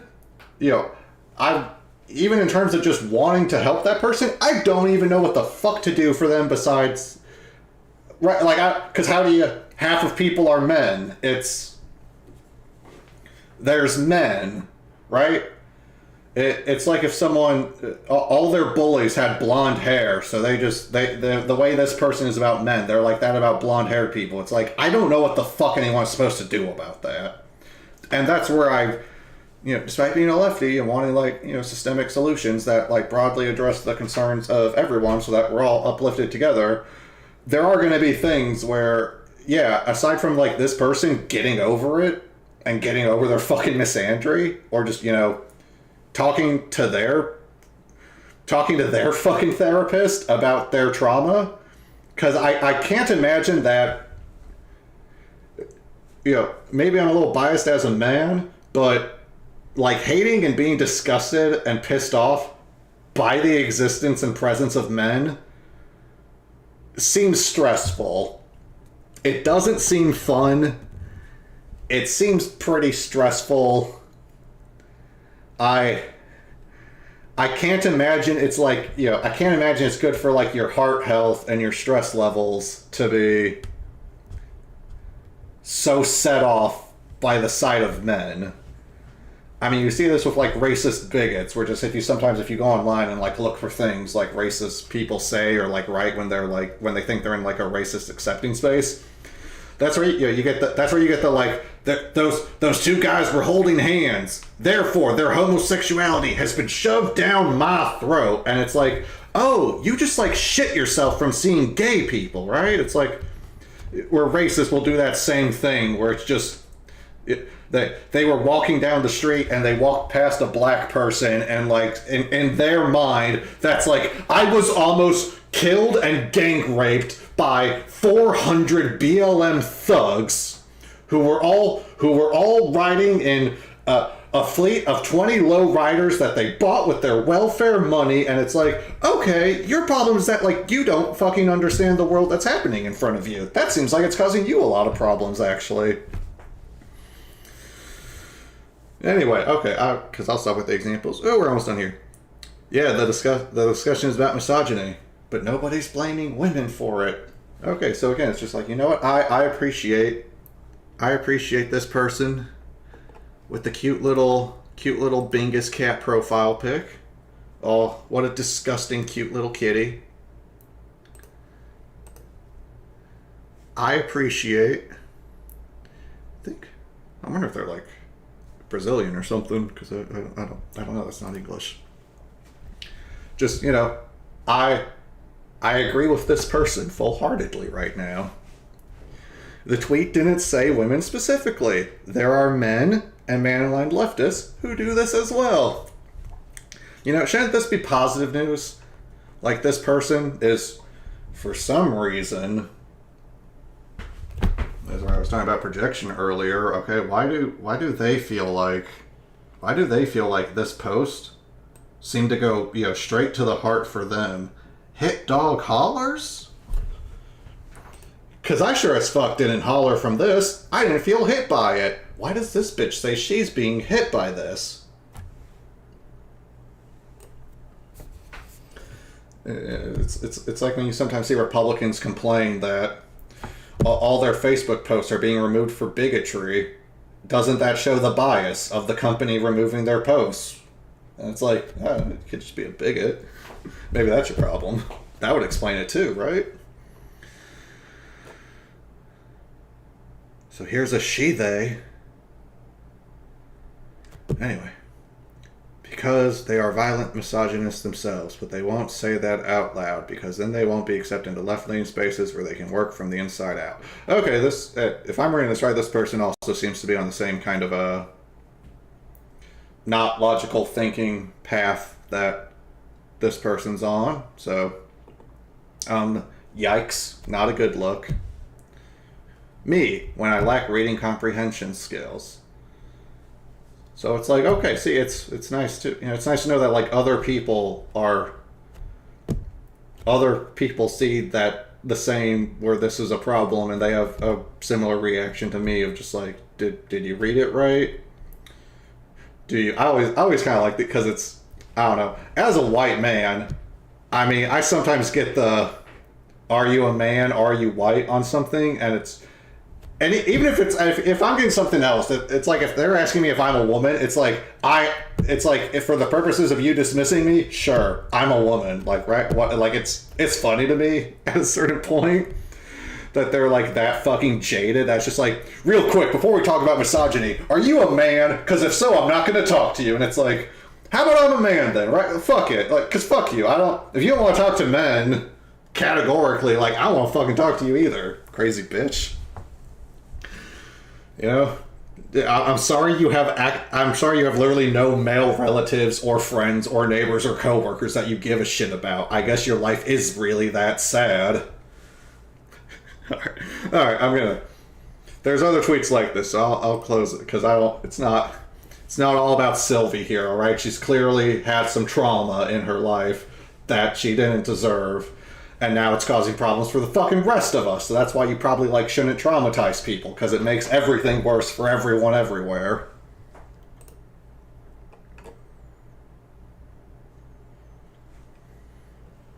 Anyway, yeah, this, just, like, oh, man, just, like, do you know men are people and you can, like, talk to them too?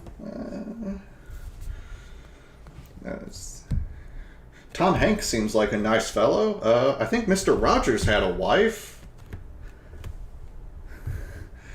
It's like it's categorically like not possible in their head for a man to just like be a good person who gives a shit.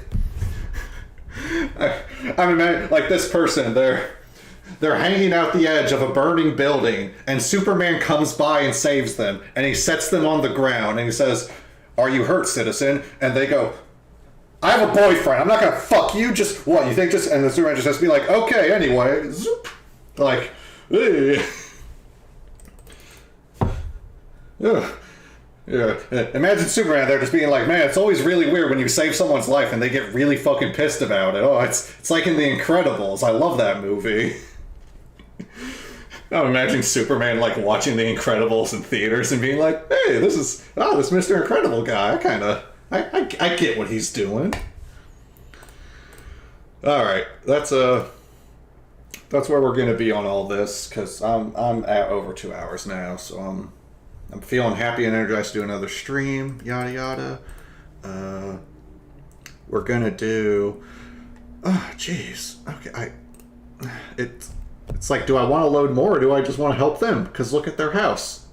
It's not a house anymore. That really sucks. Okay. Another fire! Why are so many... you know what? I guess I don't see houses burned down that much in real life, but you know what? I guess if your house burns down and you're in America, someone's probably going to mention that you should go do a GoFundMe, because, you know, fuck, why not?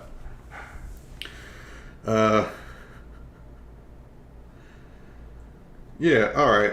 Their house burned down. That's as good as anyone else's burnt down house. It's the important. Don't, gotta recognize that GoFundMe, that the financial emergency page on GoFundMe is gonna be full of a lot of personal tragedies. I shouldn't let it put me in a sad mood. In fact, I'm in a happy mood because I'm helping these people. And why would I don't know, it's one of those things where it sometimes seems like the weird, Puritan Christian morality where it's I disagree with it because I think that feeling good about doing good things is probably pretty fine. So if I'm doing something that's pretty unambiguously good, like donating to a family in need, why shouldn't I feel good about that? I'm doing a good thing. It's like when my cat wants attention, and then I give him, and I pet him and give him the attention. And I like doing it, but it's also he's happy, and it makes me happy that the cat's happy, and I'm why shouldn't it? I sometimes just feel it's like life is hard enough, This isn't like New Game Plus. You don't need to put extra restrictions on yourself and also be also no dancing, no premarital sex. You have to go to church every Sunday. Life's already hard enough. You don't have to be fucking adding extra you're not allowed to feel good when you do charity. Because if you feel good, then that's pride and it's a sin. It's why? Fuck this. This isn't helpful. It's fucking stupid. Ugh. Okay. Jeez. Well, alright, like I was saying, I might be able to cram in another stream this week, just because this is fun. I would kind of want to keep going, but it's getting later on my end. I really need to eat dinner, because I haven't really eaten enough today, so I need to stop here for my own sake. But if not this week, then know that next week I am going to be out of town on a trip. But definitely the week after that, I'll be trying to get back try to be regular and consistent with it. But yeah, that's the end of this one. See